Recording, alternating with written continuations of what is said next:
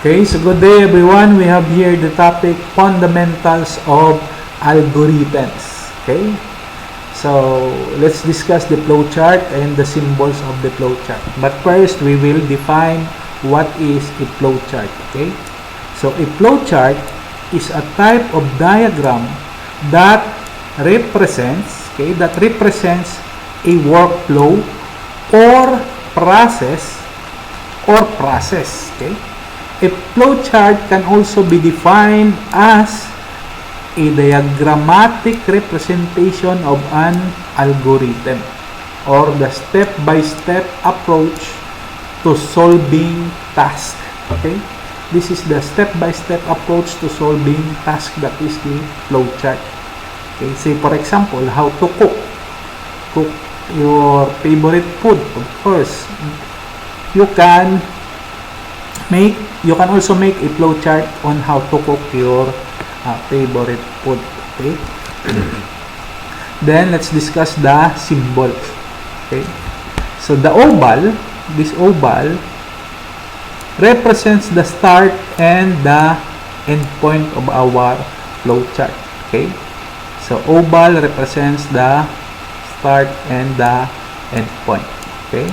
The next, we have the arrow. So the arrow is a line connector that shows relationship between the representative shapes. Okay, so it shows the relationship between the representative shapes. Okay, the next, we have the parallelogram.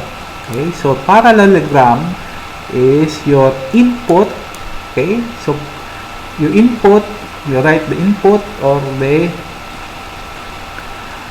the output, or you print your output. Okay, so parallelogram represents the input and the output of your flowchart. Then the next is the rectangle. The rectangle represents the process. It's the process of your flowchart. Okay, so it's the process of your task. The process, or you write here, or you encode here the formula.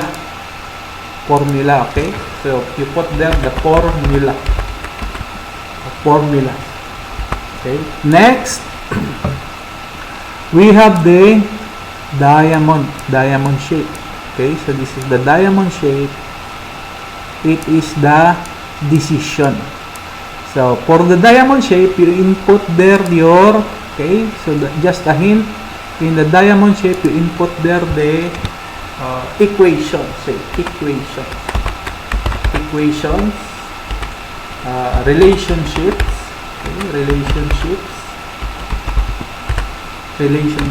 okay, so you input there the equations and your relationships for the diamond. Okay, so for the diamond, equations, relationships, and other justifications or other questions that is answerable by yes or no.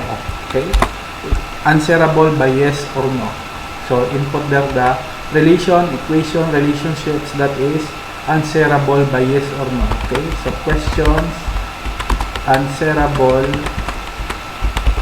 by yes or no. Okay, so that's the hint for the diamond.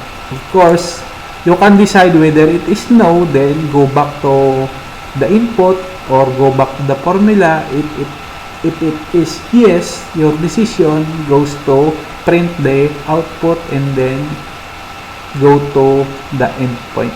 Okay, so we have here an example, a simple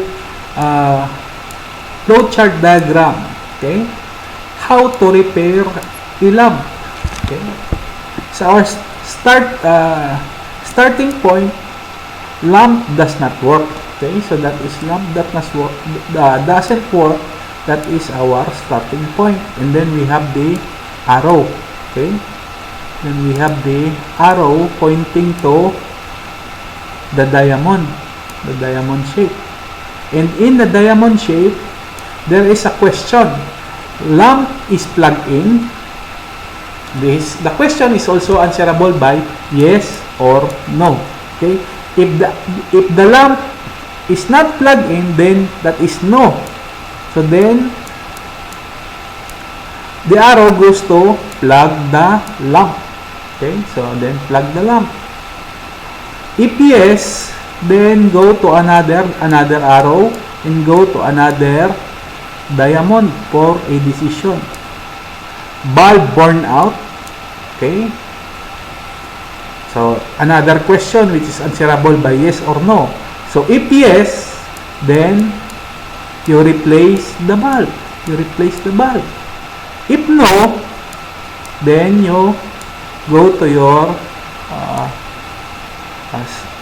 end point, which is your oval, that is repair the lamp.